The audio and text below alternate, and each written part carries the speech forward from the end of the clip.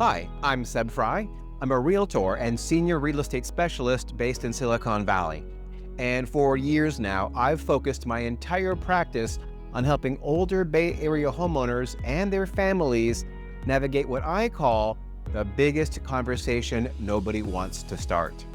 That conversation is about downsizing and specifically about how to know when the time has actually come. After working with numerous families through this process, I've identified 10 signs that reliably indicate it's time to have that conversation. And I want to walk you through the ones that matter most. Because if you're watching this, you're probably already sensing that something needs to change. The first and most urgent sign is that the home has become a safety hazard. According to the CDC, falls are the leading cause of injury-related death among adults over 65 in the United States. And here's what most people don't realize. The family home itself, with its stairs, its bathtubs, uneven walkways, area rugs, and years of accumulated belongings, is one of the most common places those falls happen. So if your parent already had a fall and downplayed it when they told you about it, pay close attention.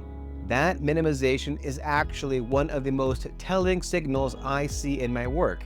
It usually means they know on some level that the situation just isn't safe anymore.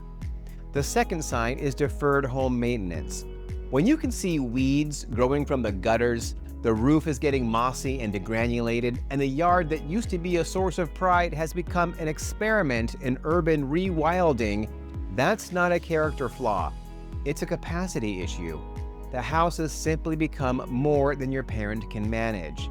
And from a financial standpoint, deferred maintenance compounds fast.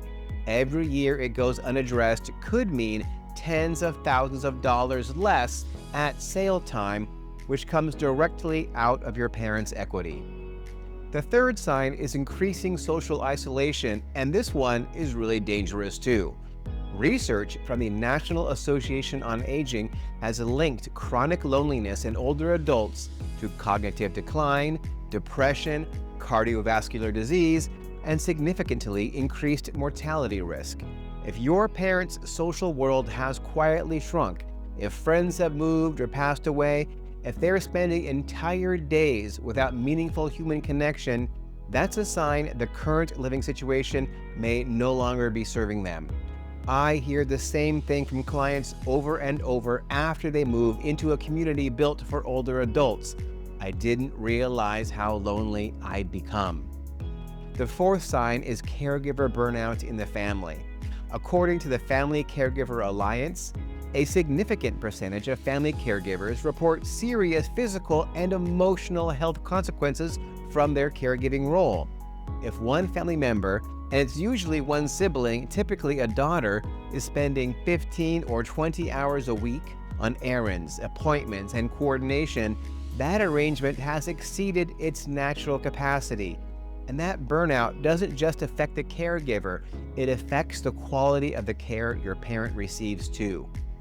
The fifth sign, and this one is unique to high-cost areas like the Bay Area, is financial strain alongside enormous home equity.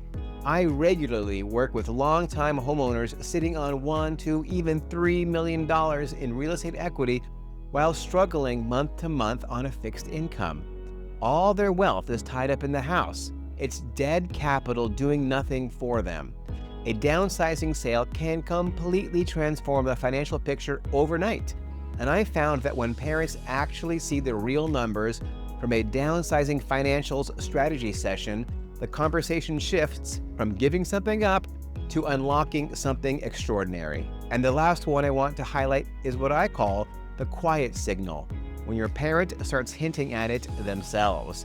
Little comments like, "This house is getting to be a lot," or "Your aunt moved into that place in Saratoga and she loves it." Those are not throwaway remarks.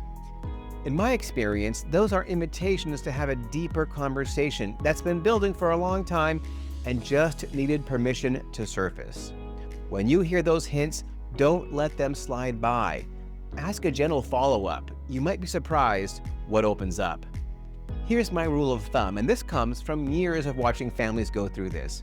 If 3 or more of these signs are present, the conversation needs to happen now. Not force a decision, but to start exploring options while you still have time to be thoughtful about it before a crisis hits, before someone falls and breaks a hip.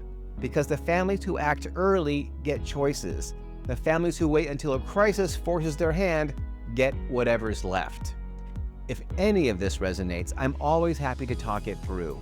No pressure, no obligation, just a real conversation about what comes next. You can book a call with me anytime at sebfry.com/call, or just call or text me anytime on my cell number at 408-596-1623. Hey, thank you so very much for watching, and the fact that you're even thinking about this tells me your parent is lucky to have you.